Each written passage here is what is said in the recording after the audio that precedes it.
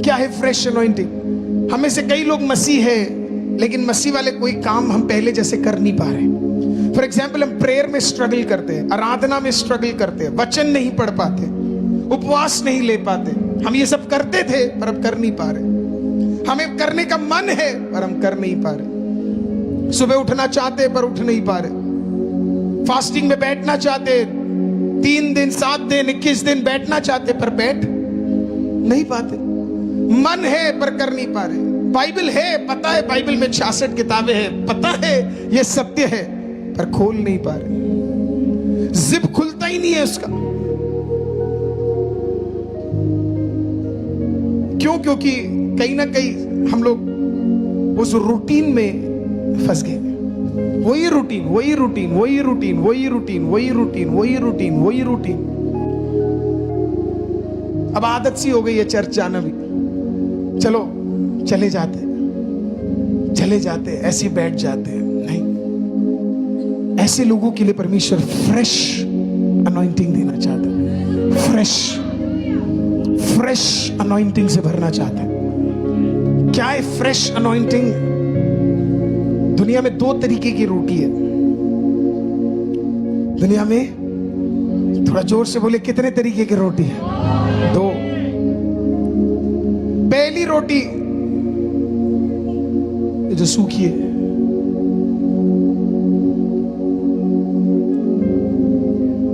उसे कहते हैं कोलेस्ट्रॉल रोटी। वो सूखी रहती है, ऐसी बना के दे दिया हाथ, वो लिया, तोड़ने में भी मजा नहीं है। फिर एक दूसरी रोटी है, ओहो,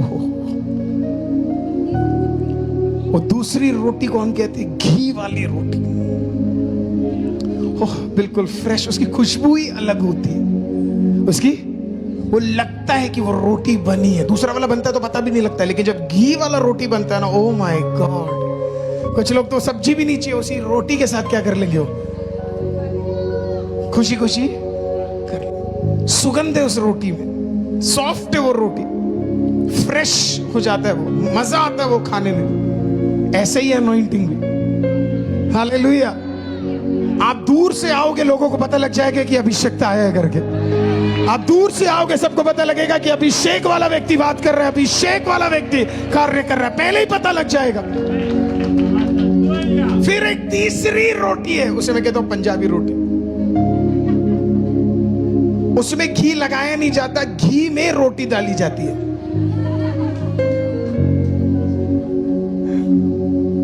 वो जब ऐसे उठाते हैं ना,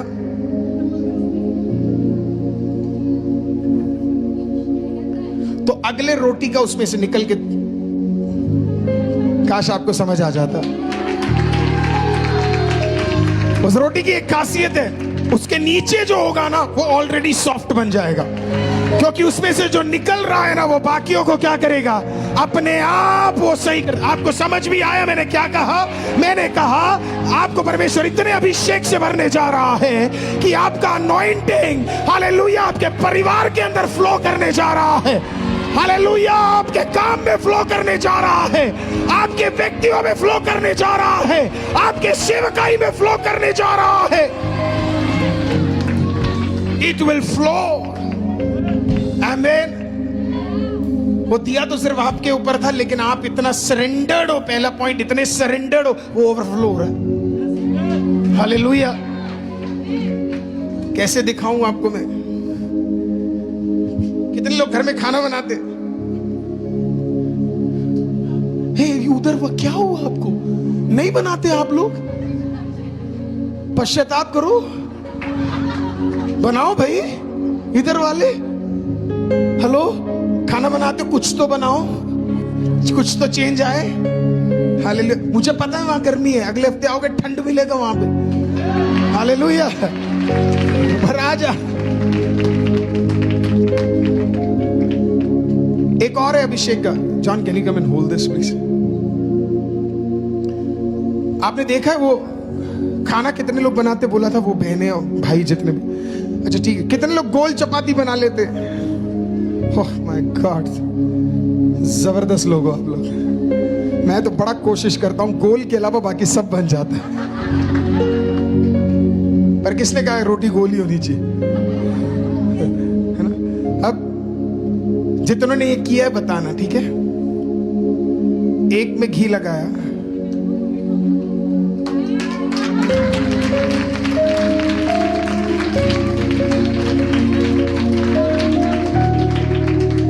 पता नहीं क्यों ताली बजाए, लेकिन अगर समझ आ गया तो बहुत मजा आने वाला है। आप पूछ रहे हो ना, आप पूछते हो ना, मैं ही अपने घर में अकेली क्यों आई, मेरा पति क्यों नहीं आया? एक का काफी है रे।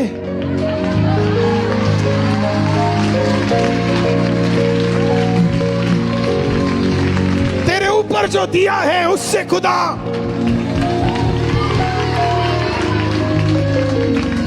हालेलुया।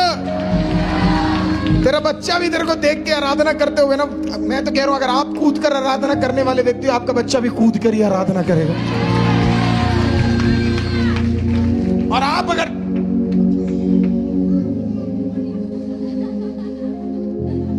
कुछ लोगों की आराधना देखकर मेरे प्रार्थना यही है, तू डेड बॉडी है, डेड बॉडी बना रहे। जो सही आराधना नहीं कर पाते उनका खुदा डेड बॉडी होगा, अपना खुदा डेड बॉडी नहीं है। बाइबल कहती है उसकी आंखें वो देख सकता है, उसका हाथ है वो स्पर्श कर सकता है, हालेलुया, उसका मुंह है वो बोल सकता है, उसके पैर है वो तेरे परिस्थिति में उतर सकता है, राइट? तो परमेश्वर ने जो आपको अभिषेक दिया हुआ है ना, वो इसके लिए दिया क्योंकि ये रब करेगा आप पे। आप देख लेना, अगर एक व्यक्ति एक घर पे अभिषेक में आ जाए, या तो उसका पति पत्नी बेटा कोई ना कोई तो बदल जाएगा, कोई ना कोई तो आ ही जाएगा। अगर वो व्यक्ति खरा है, वचन में चलता है, तो ऑटोमेटिकली हर व्यक्ति उसके अंदर भरता ही चला जाएगा, बढ़ता ही चला जाएगा, टच होता ही चला जाएगा।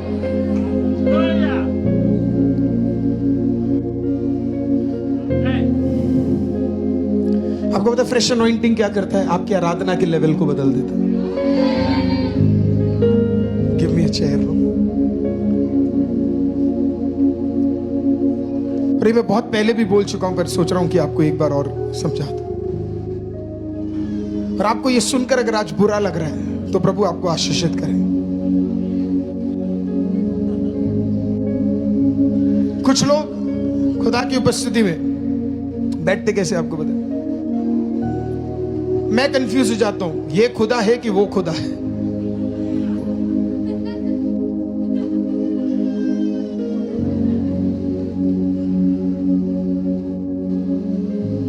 यहां पे घुटनों तक नहीं है, कमर तक भी नहीं है। वो चिल्ला रहा है बेचारा जो स्टेज में खड़ा है, अगल बगल के लोग, उसके अगल बगल के लोग भी चिल्ला, घुटनों तक नहीं है, कमर तक भी नहीं है। और ये घुटनों तक नहीं है, कमर तक भी नहीं है,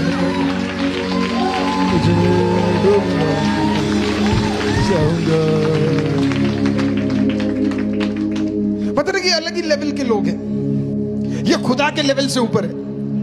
ये स्वर्ग में भी नहीं रहते, स्वर्ग के ऊपर है। पता नहीं कोई ऐसी जगह है कि नहीं, पर उसके ऊपर है वो। उनका कहना है भाई हम क्यों उठे, तो क्या खुदा उठेगा तेरे लिए?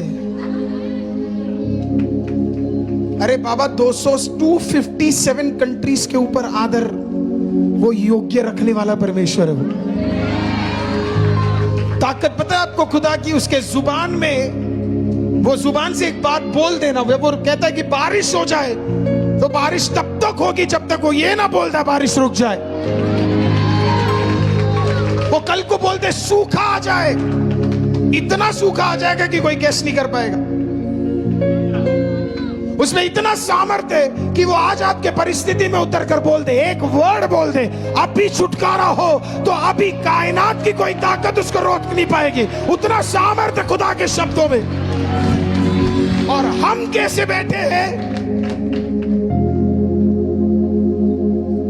सीरियसली, वो महान सामर्थ्य खुदावन। जब हम बचपन में अपने टीचर्स से मिलते थे, प्रिंसिपल से मिलते थे, हेडमास्टर से मिलते थे, हम पता कैसे खड़े होते थे? सर, बड़ा आदर, बड़ा सम्मान। वो बोलते भी थे बैठो, ये तो चड्डी आए मौके पर।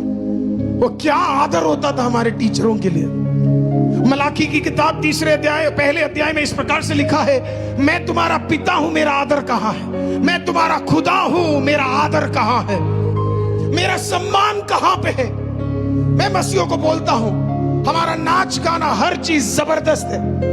मैं 100 डेज प्रेयर के लिए 65 डेज से एक ही रूट में जाता हूं वापस। हर सुबह जब मैं वापस जाता हूं तो बीच में एक मंदिर पड़ता है। मेरे घर से पहले, काफी पहले एक मंदिर पड़ता है और कई सारे जो वहां पे बाइक्स आती है सुबह सुबह, तो कई मर्द वहां पे फुल स्पीड में बाइक चलाते। इसी बीच में जब वो मंदिर आता है ना, इनकी बाइकों का स्पीड ऑटोमेटिकली स्लो हो जाता है और फिर रुक जाता है। और फिर वहां रुक कर कुछ नहीं तो कुछ नहीं, वो एक बार सर झुका के हो जाता है। मेरा सवाल है, हम मसीह, हमें ना चर्च में खुदा का आदर है, ना घर में खुदा का आदर है।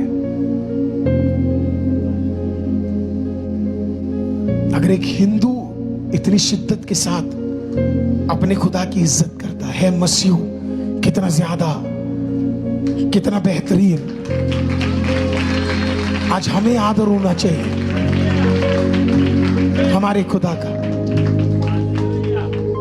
क्योंकि वो जिसको तू पुकारता है वो क्रूस पर आपके और मेरे लिए मर गया। फ्रेश अनॉइंटिंग आपको क्या करेगा पता है? खुदा का आदर करना सिखाएगा। फिर किसी को आपको बोलने की जरूरत नहीं होगी, आराधना करो। आप आराधना करोगे, किसी को आपको बोलने की जरूरत नहीं होगी। खड़े होने के लिए आप खड़े होंगे, क्योंकि फिर आपका वर्शिप गाने पे डिपेंडेंट नहीं होगा, खुदा के आदर और उसके आराधना और उसको उठाने में डिपेंडेंट होगा। Aradhana has nothing to do with music.